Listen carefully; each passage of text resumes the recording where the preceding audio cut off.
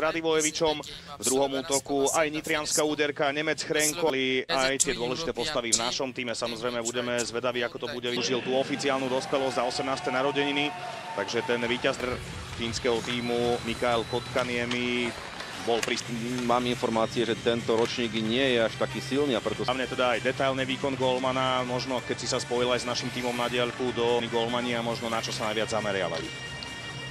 Tak. To bolo Rivaninen, Jokki, Katavisto Mensonen, v treťom Virtanen, Westergaard, Orpana, Kemerainen, Kouhia, Persinen a Lauri bude rozohrávať. Opäť hral na istotu, odrazený puk a pred branou veľa priestoru a aj príležitosť pre útočníkom a následná veľká šanca, kde Mišo Tvrček triafal veľmi dobre na vzdialenú žrtku.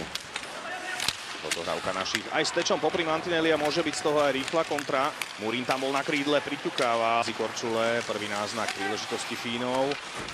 Číhal tam Vaninen medzi kruhmi, ešte jedno zakončenie z uhla v podaní Matiasa Vanhanena, ale výborné čítanie od golmana Miša Pradela, ktorý s ním išiel a zmenšil ten strelecký uhol. Ešte tam zostáva prvý fínsky útok nasťahovaný v našom pásme a bude sa aj vylučovať. Mišo Pradel, veľmi dôležitý zákrok, prakticky prvý jeho zákrok mohol absolvovať majstra sveta.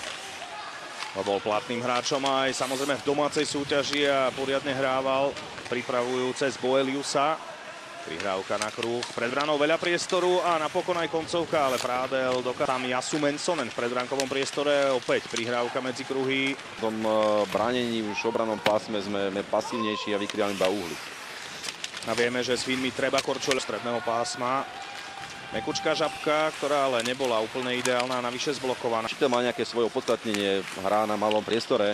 My si počkajme ale na túto hru na priestore, pretože skutočne medzi kruhmi veľká príležitosť a mohli sme ísť do vedenia. Adam Nemec zakončoval medzi kruhmi po tom, čo vydoloval ten puk a pozorný Patrik Kerkola. Opäť veľmi dobrý forechecking, dobrá práca hokejko, nadýhnutie, zavrel možnosť hinge prihrávky a takisto tento nedrive. Ako sme úspešne, koľko si vieme vypracovať z toho príležitosti. Toto je hra, ktorú my potrebujeme hrať. Mestrov, aj tu spomínanú nitrianskú úderku. Nahodený puk od Modrej, čo je podstatné myšľať útokov. A je trošku čitateľná za mňa tá fínska rozohrávka, väčšinou na väzu puk na streda hneď popri mantinelánkom, keď všetci skórovali. Teraz ale pozor na opačnej strane, Fíni v náznaku kontry a výborný Tri gólové situácie, ktoré vyriešil. Jednoznačne veľké zákroky, aj tie presilovkové zo strany. Stredanie, ťažké stredanie, hrali sme v obranom pásme, potom sme sa presunuli do útočného narýchlo, naspäť návrat, potom znova vybojovať v obranom pásme, nastrelil, prestredať.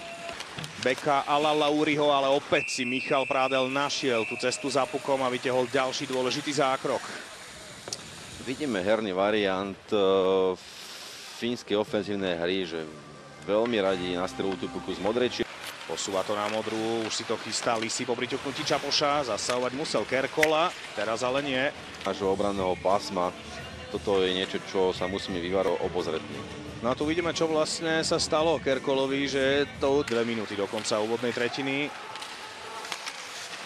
Tráví väčších hviezd tohto fínskeho výberu, opäť Jokki.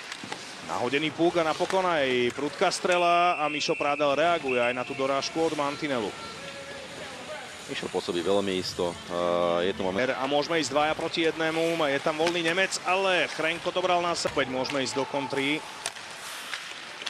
Pred bránkovom priestore ešte aspoň pokus o dorážku, ale Kerkola aj so spoluhráčmi ten puk pokryl a opäť tam bol Kryškov, štvrtý útok aktívny. A hlavne mali sme, Fíni sa na chvíľu udržali v našom pásme, ale strela v podaní Vertiho Svenska zblokovaná. Na druhej strane možno ešte aj faul, ale hlavne príležitosť Tomáša Chrenka. Signalizovaný trest. Prekríženie rúk asi od rozhodcu a trestne neuvidíme, ale našu presilovku a prvú na šampionáte áno. Trestne ide. Tak predsa len. No, veľa nepotvrdené. Asi si tam predpripravili toho hráča, tak držme palce. Chrenko si potiahol šikovne, ale nedotiahol ten puk za bránkovú čiaru. Bol za Kerkolu.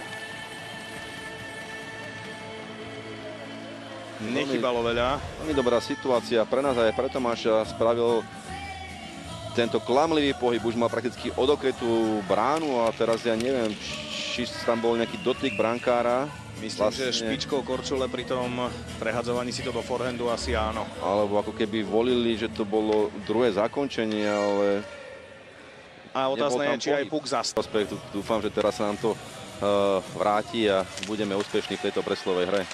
Áno, a že pod Lisi. Naviezol si puk na os. Jeho koncovka Kerkolovi, ale puk nevypadol. Číhal tam ešte aj takisto Lukáš Tomka. Aj preto rušno medzi obomi týmami. A Fíni môžu ísť v trojici.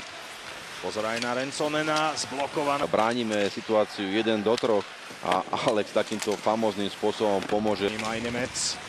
Opäť priestor pre Chrenka. Snažil sa trošku svojho parťaka z obrany, ale získali sme ten puk ešte na modrej a prišlo pre pozícii na to, aby potom už mal následnú dorážku.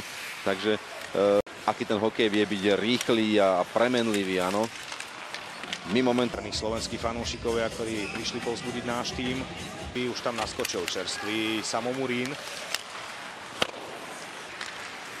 Kemerainen nahadzuje do pásma, išiel strieľ. Mohli by sme to potiahnuť. Svrček.